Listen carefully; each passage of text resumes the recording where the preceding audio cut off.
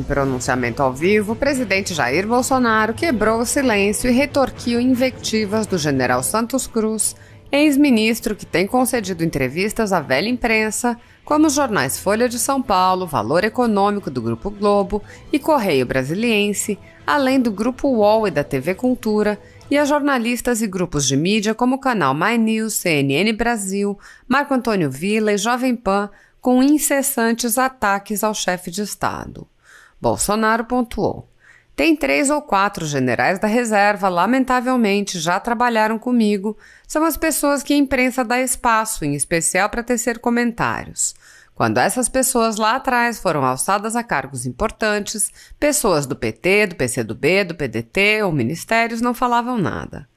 Dessa forma, o mandatário retrucou: agora, no meu governo, vem um cara de mal. Um deles, inclusive, já foi cogitado por Lula para ser vice dele. Quando a imprensa mostra 3 ou 4 generais falando isso, deixa transparecer para quem não tem conhecimento das coisas, como se eles representassem que tem uma associação de generais, de militares. Isso não existe. É uma opinião pessoal deles. Ademais, Bolsonaro criticou a incoerência de ex-integrantes do governo que o atacam. O que é lamentável. Quando estava sendo aparelhado por gente do PT, do PCdoB, não falavam nada. Agora que coloca os generais de conduta ilibada, o Aldo Rebelo inclusive colocou a Perpétua Almeida na Secretaria de Produtos de Defesa e ninguém falou nada. O presidente exemplificou, ademais, como até do Araguaia, como José Genuíno, foram promovidos a importantes cargos no Ministério da Defesa durante os governos petistas. O José Genuíno, do Araguaia, foi assessor especial do ministro Jobim. Não falaram nada. Esses 3 ou 4 não falaram nada a respeito disso. O Celso Amorim, que foi filiado ao PT. Inclusive, teve um fato tenebroso do Celso Amorim na Venezuela, um problema gravíssimo lá, vindo de Cuba. Nesta toada, o chefe de Estado voltou a alterar para os planos do PT. Vejam a análise da conjuntura do PT em 2014. Fizeram uma reunião e colocaram no papel.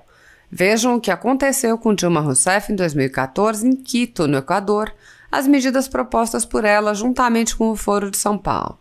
Lá na Bahia, onde erramos?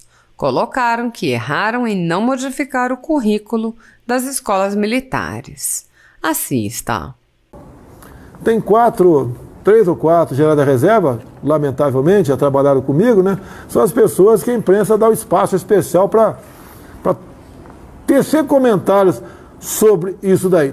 Agora, quando essas pessoas lá atrás foram alçadas à situação de cargos importantes, ou ministério, pessoas integrantes do PT, do PCdoB, do PDT, não falavam nada. Agora, no meu governo, vem um cara de mal, né? Um deles, inclusive, já foi cogitado por Lula para ser vice dele. E quando a imprensa mostra, né, 3 ou 4 generais falando isso, deixa transparecer para aqueles que não têm conhecimento das coisas, como se eles representassem aí tivesse uma associação de generais ou de militares. Não existe. É a opinião pessoal deles. Agora, o que é lamentável? Quando estava sendo aparelhado, não só a figura mais importante, com gente do PT, PCdoB, PSOL, não falavam nada. Agora, quando a gente bota um general lá, né, todos os dois de conduta ilibada, como são todos. No nosso meio, quando alguém pisa na bola, né, comete algum deslize, as providências são tomadas.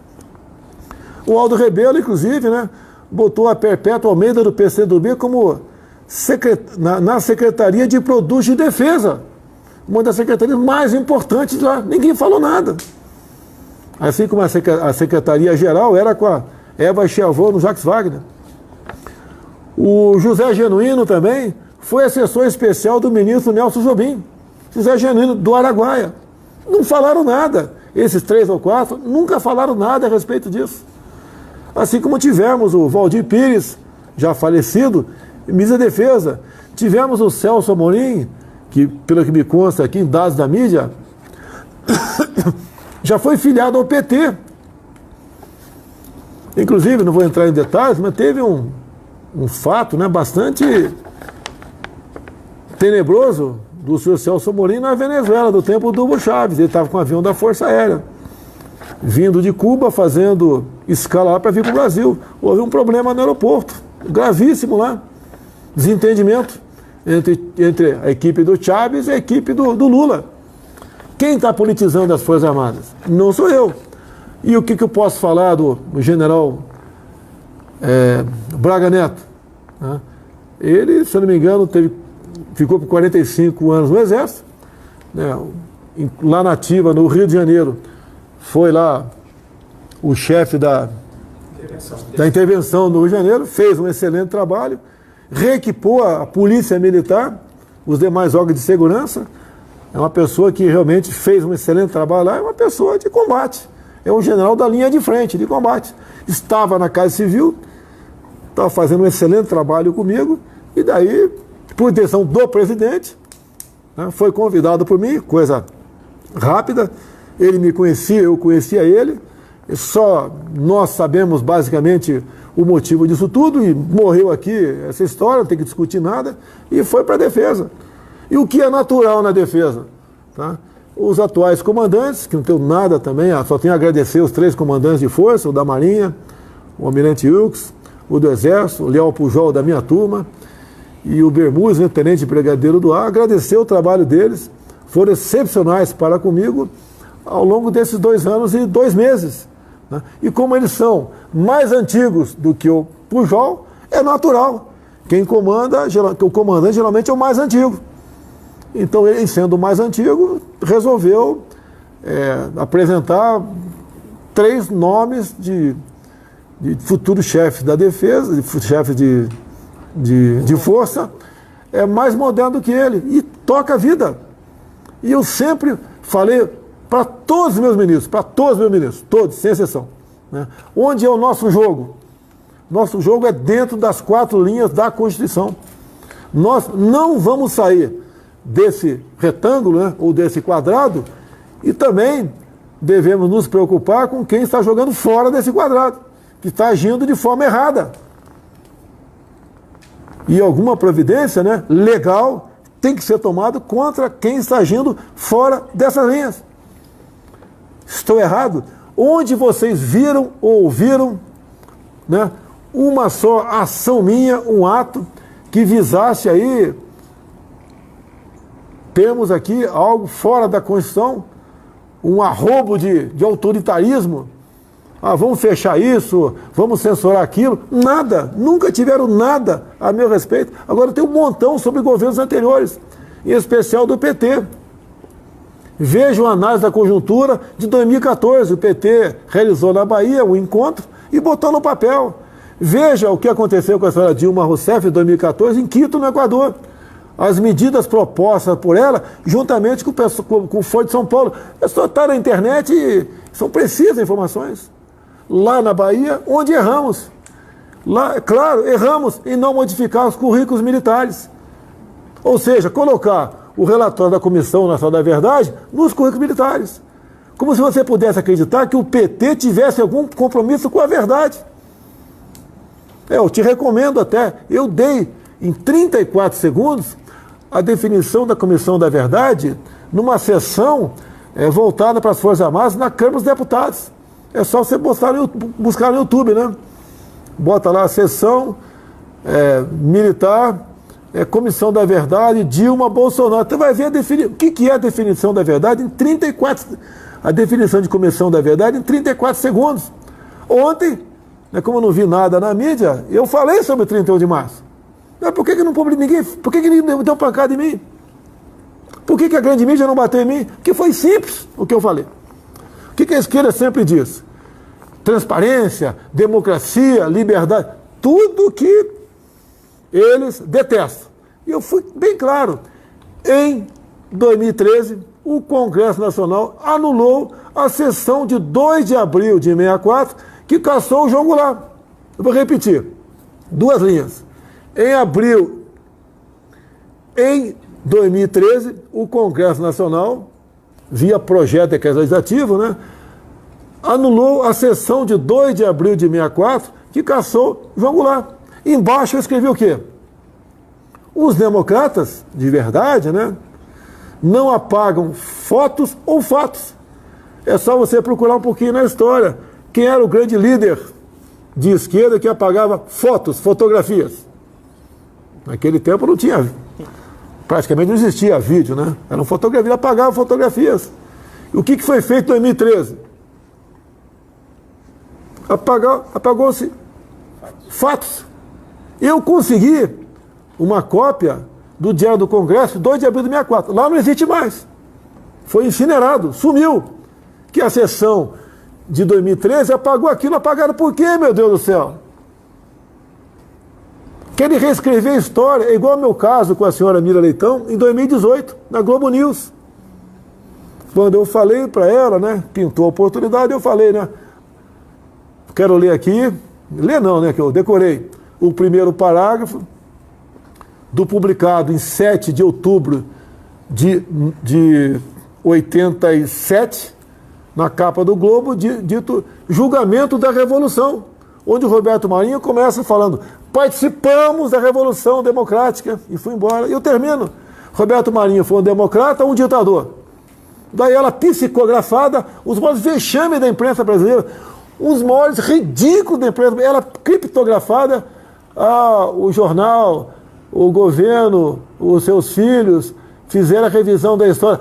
10 anos depois que o velho senhor Roberto Marinho faleceu, 10 anos depois, o jornal resolve reescrever a história. Se ele tivesse vivo, ele podia até falar, olha, me equivoquei, me enganei, aconteceu isso, aquilo. 10 anos depois. Violentar a memória do senhor Roberto Marinho, goste ou não dele, violentar a memória dele. E hoje em dia você vê, né? Desde antes das eleições, 2 anos, 2 meses, não tem dia que eu e minha família não apanhe do sistema Globo de televisão e jornal, não tem dia. É uma perseguição enorme em cima da gente. Agora, não falam sobre o doleiro Tecla Duran? Me ajuda aí. Em delação premiada, falou que a família Marinho, ao longo de pouco mais de 10 anos, recebeu lá no estacionamento lá do Jardim Botânico do Rio, mais de R$1 bilhão de propina. Não toca no assunto. Dário Messer, não é Tecla Duran não. O Tecla Duran, o doleiro do doleiro. Dário Messer, mais de R$1 bilhão entregue para a família Marinho, segundo o delator, lá no estacionamento da TV Globo no Jardim Botânico. Esses são vocês, Rede Globo. Não tenham medo de mim, não. Não vou perseguir vocês. Mas vocês têm que estar em dia com suas obrigações para vocês continuarem operando no Brasil, assim como qualquer outra imprensa no Brasil. Não vai ter jeitinho. Assim será com qualquer órgão de imprensa no Brasil. Agora, essa perseguição a troco de quê? Em causa própria, ataco minha família toda, quem está do meu lado, parentes, amigos, o tempo todo, como se fossem os donos da verdade. Mas tudo bem. Eu acredito, estou vivo, fui eleito, estou aqui até hoje, graças a ele, coisa que parece que vocês não têm Deus no coração. 3 ministros foram trocados durante a semana e 3 aqui foram remanejados. Eu vou falar um pouquinho apenas do Ministério da Defesa, onde houve uma especulação enorme da mídia, né? Está politizando, quer fazer isso, quer fazer aquilo.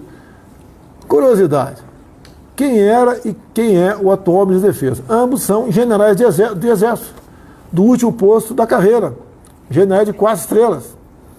Que, obviamente, vocês sabem que o militar da ativa não pode sequer estar afiliado a qualquer partido político. Agora, eu estou politizando, colocando generais do último posto dentro da defesa? E quem acha que sim, eu vou responder aqui. No passado, a Dilma Rousseff botou o Jacques Wagner, ex-governador da Bahia, do PT, para ser ministro da Defesa. Isso é politizar? Ou eu que estou politizando? E ele colocou lá na Secretaria-Geral da Defesa a senhora Eva Chavon, casada com 02 do MST, a vida pregressa dela pela CUT, tá, okay? E ela era conhecida como Dilma da Bahia. Estava politizando a defesa ou era eu que estava politizando? Depois também tivemos aqui o senhor Aldo Rebelo, do Partido Comunista do Brasil. Então alguém do PCdoB à frente do Ministério da Defesa. A imprensa criticou? Não.